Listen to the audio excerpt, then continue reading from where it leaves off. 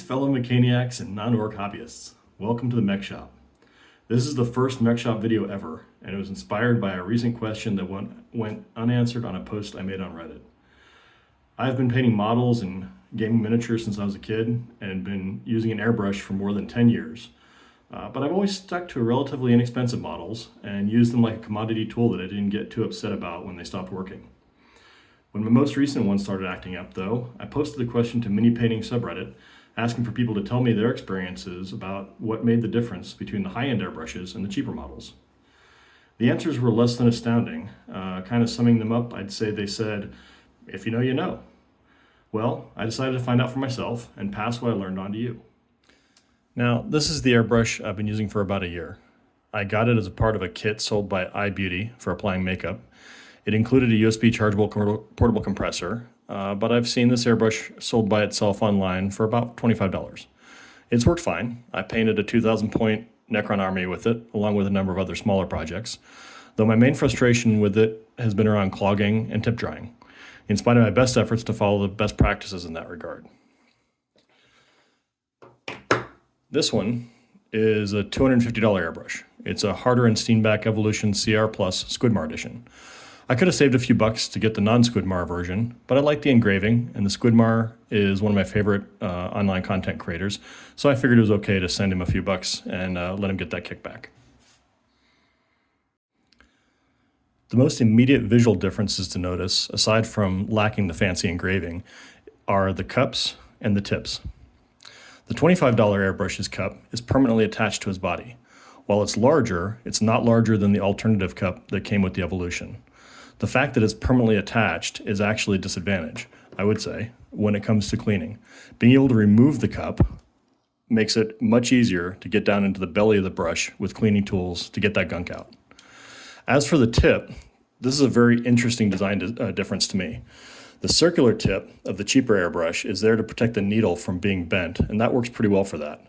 The problem is that when you run paint through it, especially certain kinds of acrylic inks, looking at you titanium white, you'll get pigments caking up on the tip of the needle that you'll have to get cleaned off periodically. The typical solution is to remove that protective cap just like I just did and use your fingertips to try to clear the needle. This presents two issues. First of all, even with the cap off, it's a very small bit of needle showing. I don't know if you can see it on the camera there. So when you have big meaty paws like me, it's kind of actually hard to pinch it off. Second, you've now exposed that needle tip, and so if you accidentally drop it or bump it into something, then you can damage that very fragile piece of piece of metal and need to repair or replace it. The Evolution solves both of these problems with its design. It's got a more pointed nose to begin with. If I actually move this tip here, you can see. It's got a more pointed nose underneath to begin with, and so it exposes more of the needle. And then the cowling that it has here is also tapered so that it fits your fingers perfectly. So now it's not only protected from most kinds of damage, but you can also get your fingers in there and clean off the needle very quickly and efficiently mid-use. The last difference that I'll highlight, actually let me put this tip back on real quick. The last difference that I'll highlight is a little less obvious when just looking at the two airbrushes on camera, but it has to do with the trigger.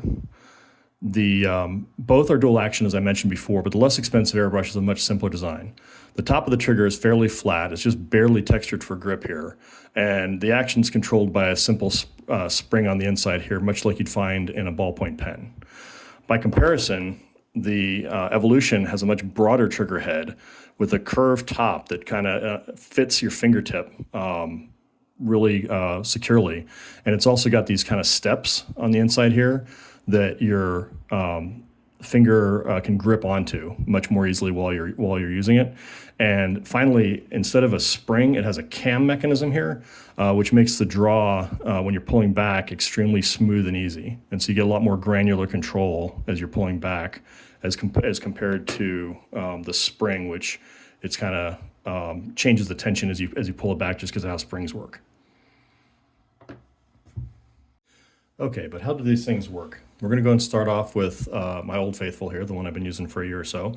I put a little bit of Liquitex Carbon Black acrylic ink in it, and we're just going to put it through its paces on a little bit of canvas paper here just to sort of see how it goes.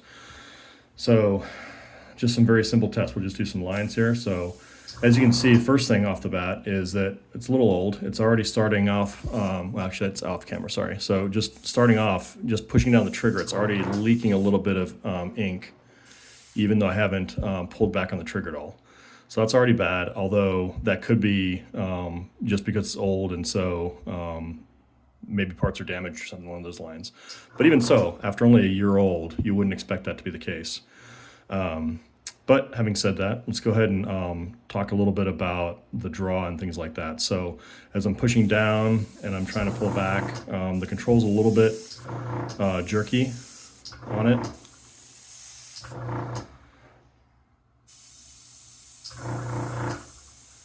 But the control is still not too bad, and I can get pretty close, and I can get some pretty decent thinness on the lines.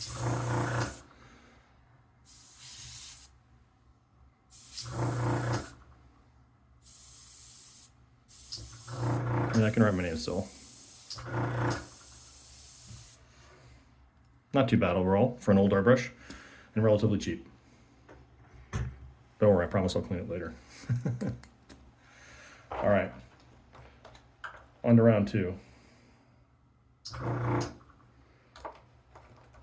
Same test. We're going to do a little bit of work on the with the carbon black Liquitex.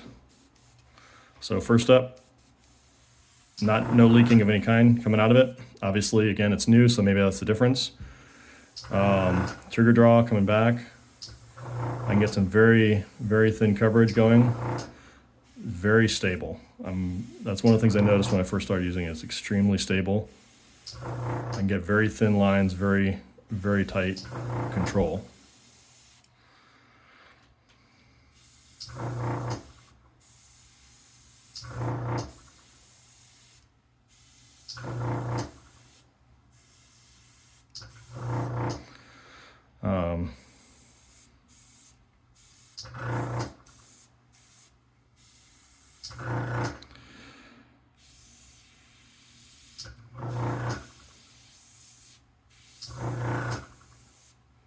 Even with the exact same size of needle, as you can see, I can get much tighter with some of these lines and controls.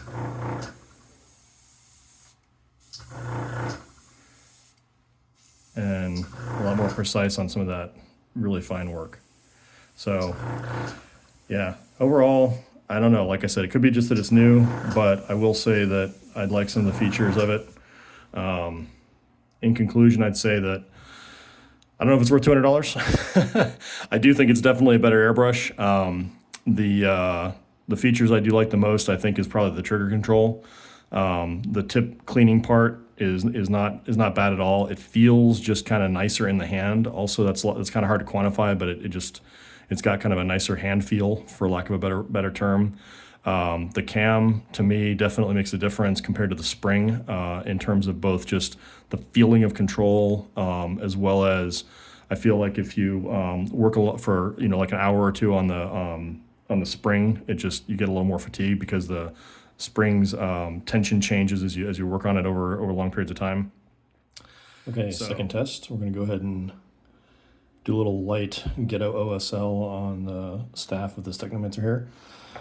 Just going to use a straight out of the bottle Liquitex Naphtha Crimson. We'll start off with my original airbrush here. Just a couple drops.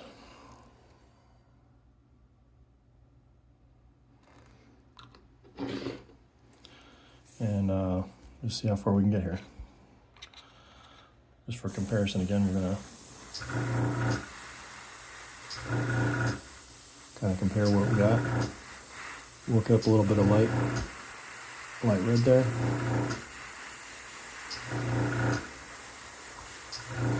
And I'll go on the other side of the staff to get the other one.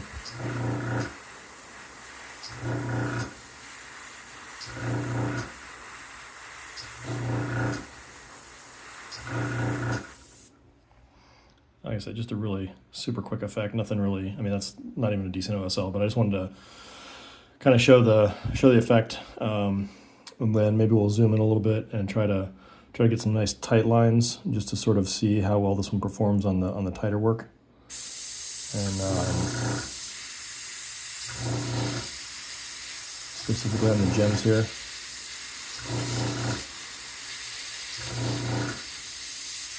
Yeah, so the first thing I'll say, it does a job, it gets it done, but I will say that the trigger pull is once again kind of my main complaint there. It kind of fights me a little bit, it feels like. I'll say that. All right, swapping out real quick. I got my quick release. Oops. Quick release. And a couple of drops in here. Switching over. All right, flip the model to the other side. And once again, kind of see what we can do with this guy here now. Once again, it's kind of starting off with just very light coverage.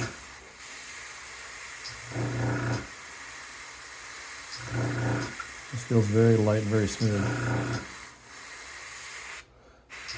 Feels like a lot tighter control, really.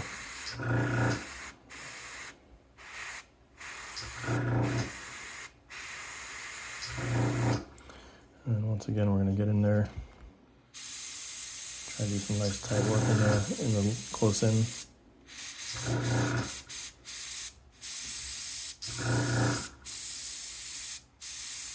Yeah, the other thing I didn't notice before on the when I was talking about it in the initial review is that tapered front actually makes it a little easier to kind of see where the needle's pointing as well, so it makes aiming somewhat easier as well. That's another advantage, I think.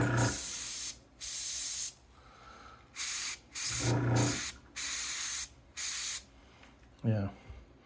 So I'm a little bit heavier, I think, on the red there, but total effect is probably not a whole lot different, except that I think this one just allowed me to stay a little tighter overall. And like I said, the trigger didn't feel like it was fighting me quite as much.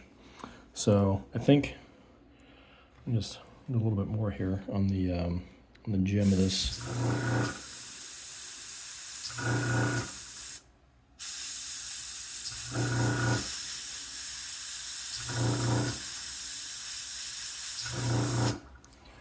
Yeah, just a little bit of overspray there for the glow. Yeah, not too bad. Yeah, okay. I'm gonna clean these up a little bit, and then I'll come back with my final thoughts. So, what's my conclusion? Well, for me, I think the Harder and Steenbeck airbrush is probably worth it at this stage of my hobby. Something I didn't think about until after filming the last demo is just how much faster it cleans up, which is something that's always been a thorn in my side when airbrushing. To compare, I rinsed the cup twice with water, backwashed once, then ran 1 cup of water through it, and by the end it was spraying clear. I ran some thinner for good measure, but contrast that with that cheaper brush, which was still blowing red water after rinsing twice as many times and running 3 cups of water through it. The thinner was necessary just to get all the paint out of it in that case. I don't know what's different about the Evolution's design that makes cleaning it so much easier, but it's noticeable to me. The cheaper airbrush is perfectly serviceable. If you're a newer hobbyist who's just learning to airbrush, or if you're on a budget, as I said, dropping about $25 a year to get one of these cheap ones, and I've been dropping about $25 a year to get one of these cheap ones, and they've been just fine for priming and zenithal highlights and base coats. I even used some for the ghetto OSL effects on my Necron army. But that's where I really started noticing that I was pushing the edges of its performance, constantly cleaning the tip, having more challenges with the fine trigger control than I thought I would have liked, that sort of thing. So if you can afford it, and if you've had the chance to practice airbrushing for a while and you're ready to level up your tools, I'd say the Evolution CR Plus is worth the ticket price, with or without the fancy scroll work. I hope you enjoyed this video as much as I enjoyed making it. If so, please remember to like, subscribe, and most importantly, comment to let me know how to make them better and tell me things you'd like to see me do videos on in the future. Until next time, Mechaniacs, keep on looting.